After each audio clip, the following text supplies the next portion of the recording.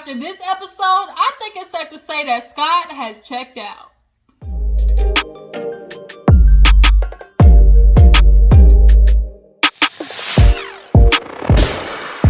What's up, you guys? Your girl G here. Welcome back to my channel. We have to get into Married to Medicine, you guys. This was a pretty good episode from beginning, middle to end. We had things going on with Anila and Toya, all the way down to Scott, Contessa, and this car crash of just a collision. It's a head-on collision of a marriage that's like literally about to happen. And what's so annoying about this is I feel like I'm watching Contessa try to figure out what's wrong. Is it the gas? Is it the engine? Is it the radiator? Is it, an oil leak? And I feel like Scott's over there on the side as a passenger, like, what can I, what do you want me to do? Like, help me. Like, nigga, get the manual out the glove compartment and tell me what the hell I can do to fix this. Like, I feel like I'm watching Scott allow it to fall down. Like, am I tripping? Do you guys see that too? Like, do you guys feel like Scott is not fighting for it anymore? Because that's what I feel like. But we'll get into that part and discuss that at the end when we get to the little couple section. But nonetheless, you guys, I appreciate you for tuning in. If you're new to my channel, I appreciate you for clicking on my video. Take it a step further. Go ahead and hit that subscribe button, okay? Click that subscribe button, all right? Free 99. It ain't gonna kill you, okay? Become a member of the Juice Box crew. All my Jujus out there, definitely appreciate y'all for constantly showing up down in the comments, liking my video. We're gonna get this thing on and rolling. Let's talk about Married to Medicine. So we open up with Anila and Quad with Bitch Stole My Look. Okay, they both showed up in this like zebra-ish print dress. So it definitely was a funny moment with that happening. But they sit down and kind of just, start chit-chatting about Anila's relationship with Toya as far as the other ladies in the group as well. So she did talk to Quad about how she might have got her little Indian man. She might have found her, something that could match Quad. Quad loves big and tall, and muscular, and got money, and with a big dick. We all remember how she a big dick, okay? Good credit and big dick. That's what Quad wants. We all remember that from the last time she got stood up dating. But nonetheless, 6'4" Indian, we ain't never seen that before. There ain't too many tall Indians. At the most, they be like 5'6", 5'7". But nonetheless, Quad might be interested, okay? So now she talks to Anila about obviously, coming in the group through Toya. And she's like, how do you feel about that? It kind of seems that you and Toya's relationship is kind of rocky. And she's like, yeah, I feel like, as I've got to know the other ladies, like, it's made our relationship weird. And not only that, she kind of belittles me in front of the ladies, and I don't like it. Like, it makes me feel like she's coming after me, like, makes me feel stupid or something. And we see the flashbacks, and it's literally Toya talking to her crazy. And that's one of the things I don't like about Toya is she talks at people. I don't like individuals who talk at people because you're just fucking rude. And Toya has this habit of being rude and having an attitude, and it's just Toya. Like, that's her personality, to just be so abrasive with people. And she has this thing. We'll get into Toya towards the end because I'd go off and I don't want to do it this early in the review. But nonetheless, Anila's not liking the fact that Toya talks to her any type of way. And so she's like, I have been making friends with other groups of the ladies. So Quad's like, is there a chance that she could be jealous? She's like, I don't know, but I feel like I've been, a loyal ass friend to her. So at the same time they're talking, we see Toya across town with Contessa and Simone. And Toya's telling the ladies, like, she feels some type of way that when she ran downstairs, Contessa was the one to console her and not Anila. And it's like, I feel you, but also at the same time, I don't, because when you walked in, you straight up ignored Anila. You literally walked past her and didn't even say nothing. You hugged Contessa, actually, right past Anila. So that would make me feel like some type of way. So why the hell am I going to go check on you? And you clearly like dissed me walking into the room. But Contessa's trying to ask, Toya, like, okay, this is the relationship between y'all two. Like, it's both of y'all both play a part. Like, okay, you feel like she's done some things. What have you said about Anila? And Toya said nothing. Contessa literally thinks how I'm feeling, which is Toya has the uncanny ability to just not live in a reality outside of her own. And that shit bugs me. It really does. They do the flashback, and Contessa's like, Toya just feels like everything just happens to her. And it's like, bitch, you play a part. Everything doesn't just happen to you, Toya. And she does that a lot. Actually, her and Quad are like that. Both of them feel like things just happen to them. And it's like, no, you play a part in that shit. They are very much alike. Very much. But nonetheless, when Contessa said that, it just made me laugh because Toya said it with so much conviction, nothing. So, she ends up, Contessa and Simone end up asking her, like, okay, give Anila a call. Like, aren't you, like, willing to fix this? She's like, no. She's like, I'm not doing it anymore. She's like, I'm trying to make up with people in this group who clearly don't give a damn. It seems like we're constantly just tearing people down. And I think Toya has reached a point where she, like, her feelings are starting to get a little bit more hurt with how the ladies look at her. I think she does care a lot with how the ladies look at her. And at this point, Toya, people just kind of see you as the stay-at-home, rich, dynasty black woman who's sucking her husband dry for a lifestyle that isn't serving anybody. You live in this $1 million house that ain't y'all had to sell it. Y'all literally just sold the shit. So it's just kind of like, or at least y'all are putting up for sale. I don't know if it's sold, but nonetheless, the shit was up for sale.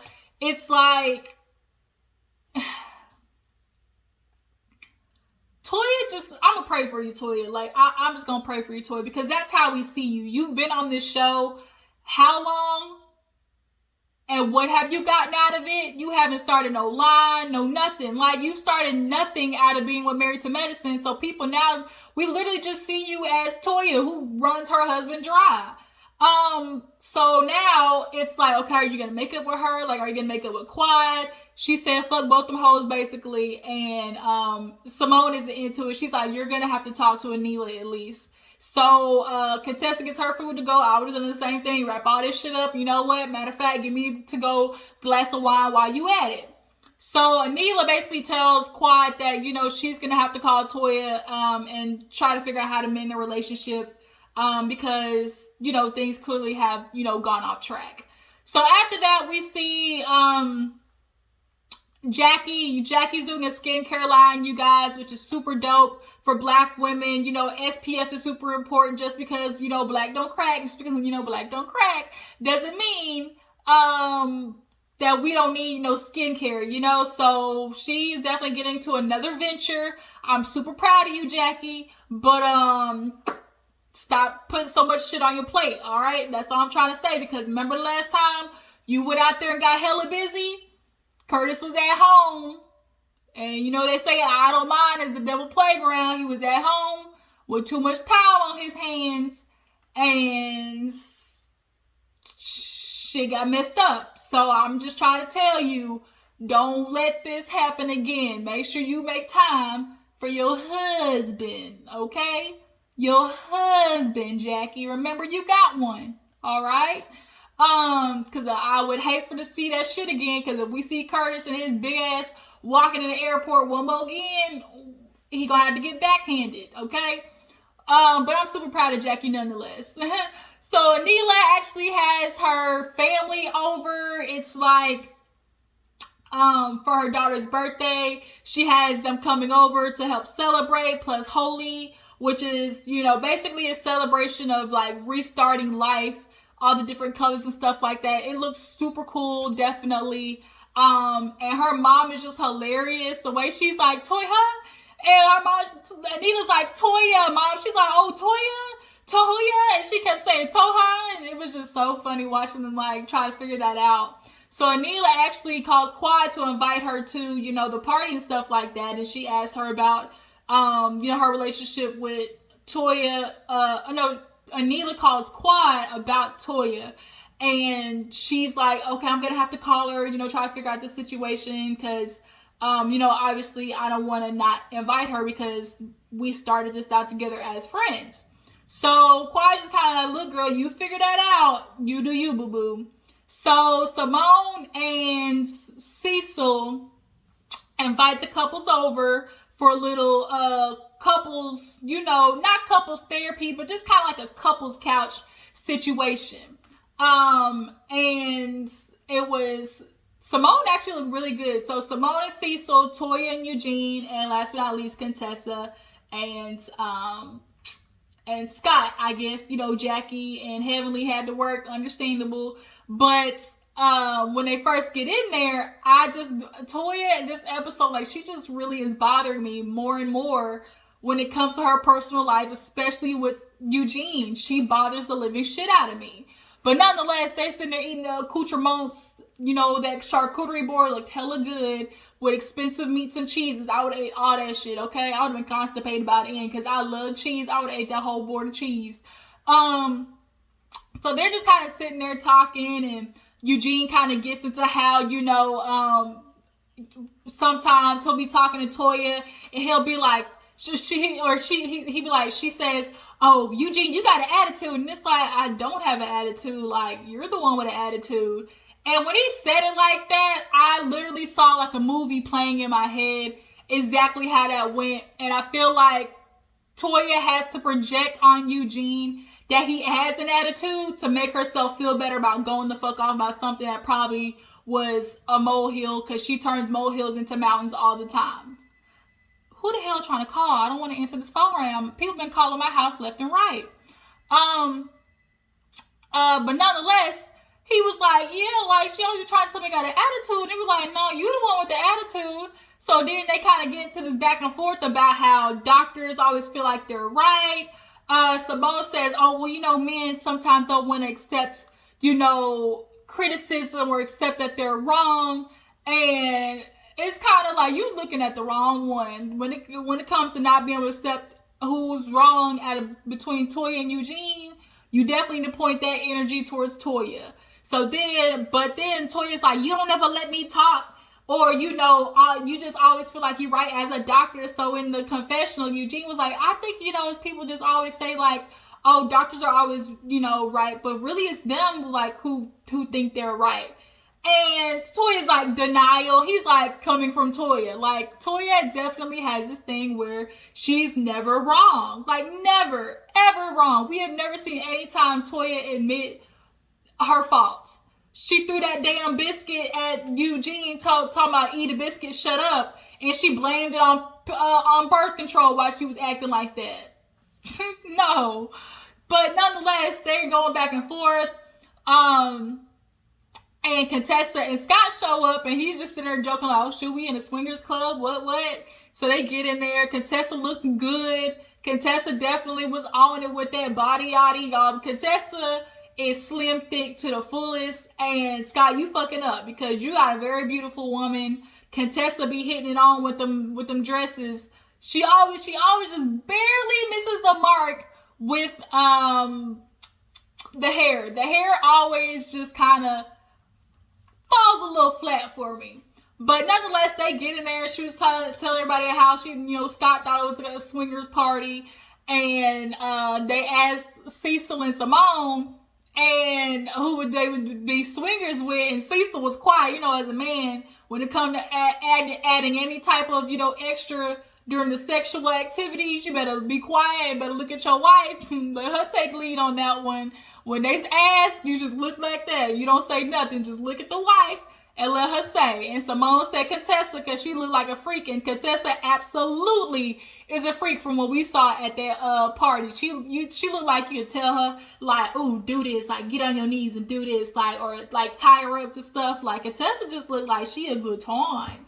And Scott, you is fucking up. Like, really, bruh. So they sit down and they kind of get into obviously the marital issues.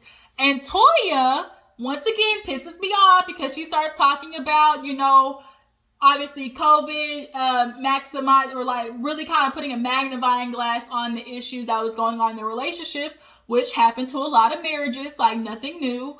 And she was just kind of like, I hate the fact that we bicker, and then now the bickering is starting to happen in front of the kids. And, that's the last thing I want. And she was like, a lot of the times, like, in her confessional, she was like, yeah, like, I just can't believe it. Like, one day the kids, the boys were like looking at daddy and was kind of like, oh, daddy, don't worry about it. Like, mommy, why are you so hard on daddy? Like, give daddy a chance. And she's like, I can't believe they said that. I can't believe it's not, mommy, why is daddy always messing with you? And it's like, why is always daddy doing that to you? Like, messing with you? Toya, what could Eugene possibly be doing to you?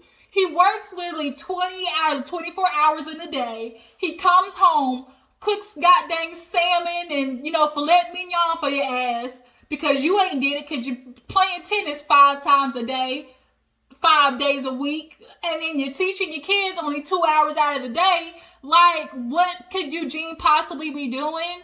And the fact that, there was no self-reflection for her when her kids are saying that.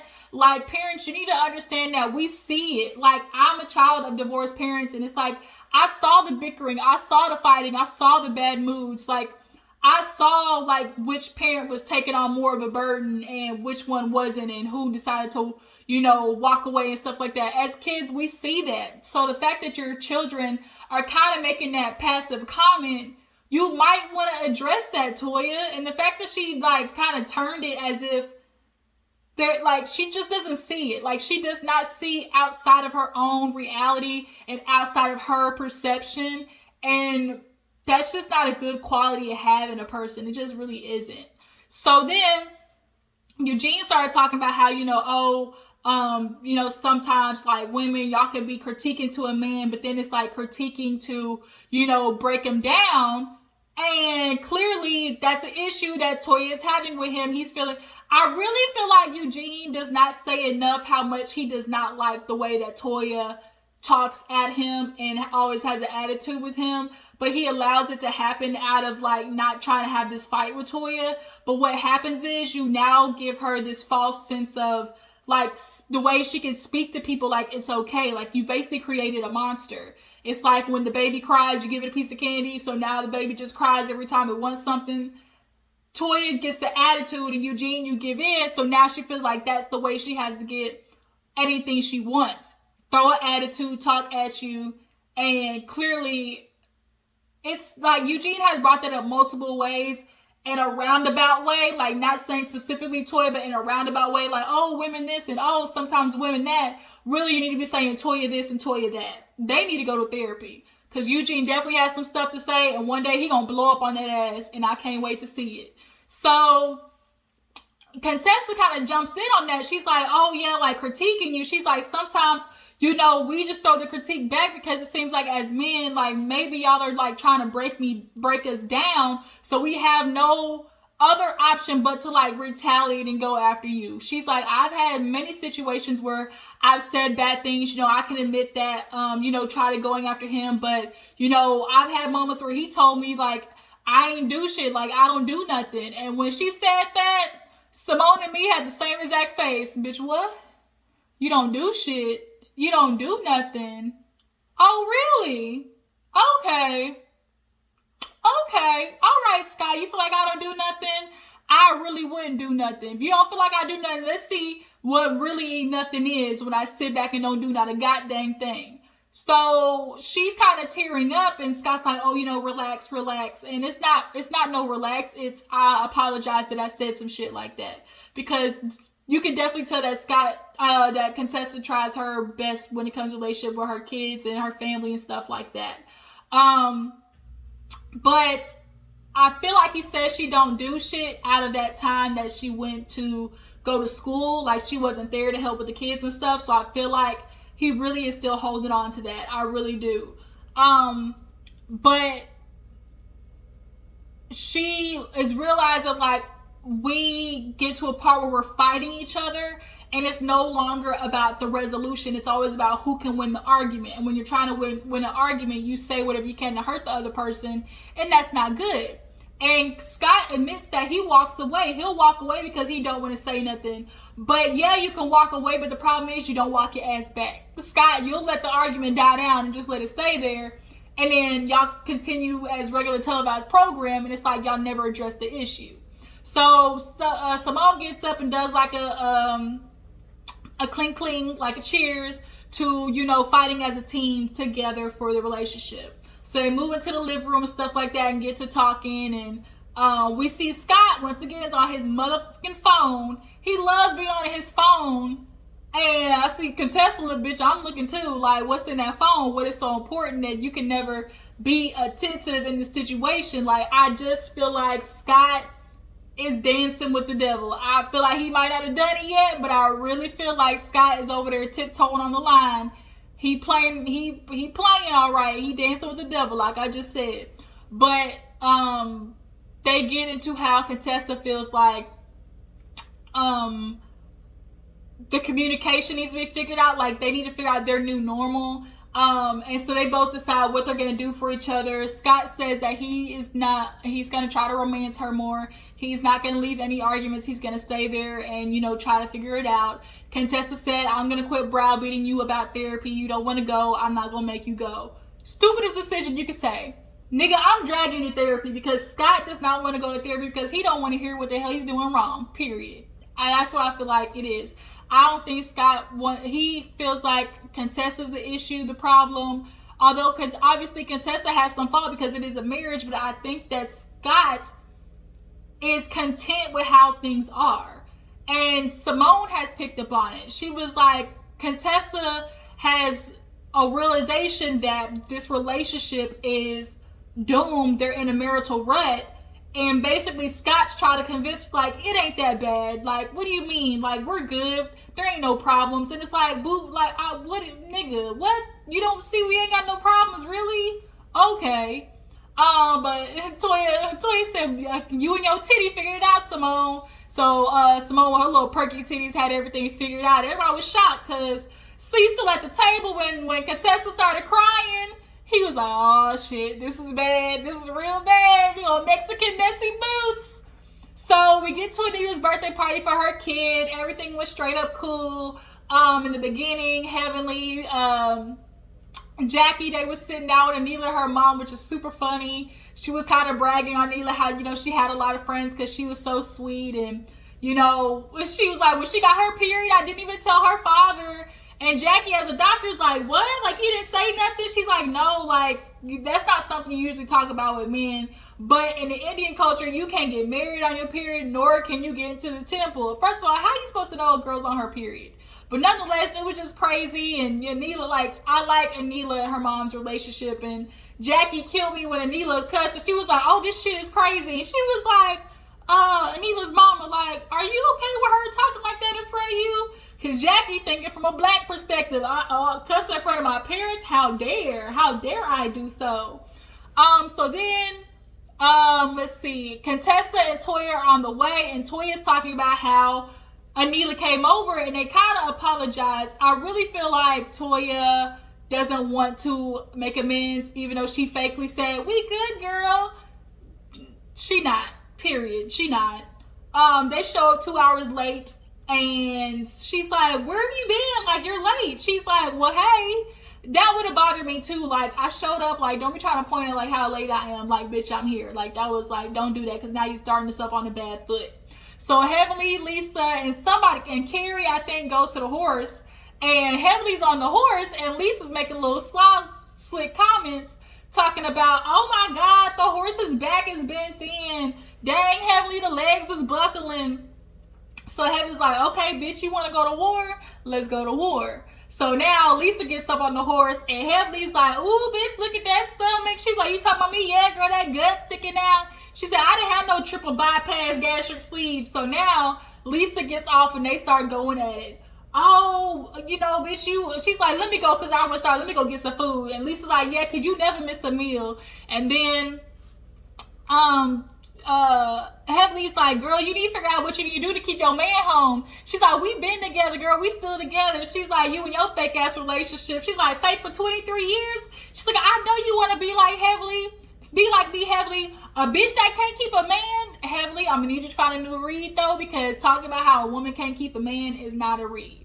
First of all, if a woman don't have a husband, that does not mean it's her fault. And I feel like Heavenly has this, like, remixed version of traditionalism, and everything is still the woman's fault in Heavenly's eyes. Like, why her husband ain't came home, like, or why her husband's doing what he do. We know Darrell ass was out there with the stripper, and the stripper knew him by name. We knew that, but they still together. And nonetheless, if a woman ain't with a nigga, like, it's probably his fault 9 times out of 10. So I just wish Holi would quit with the bitch you can't keep a man type situation. Because it's like, what if I don't want to keep him?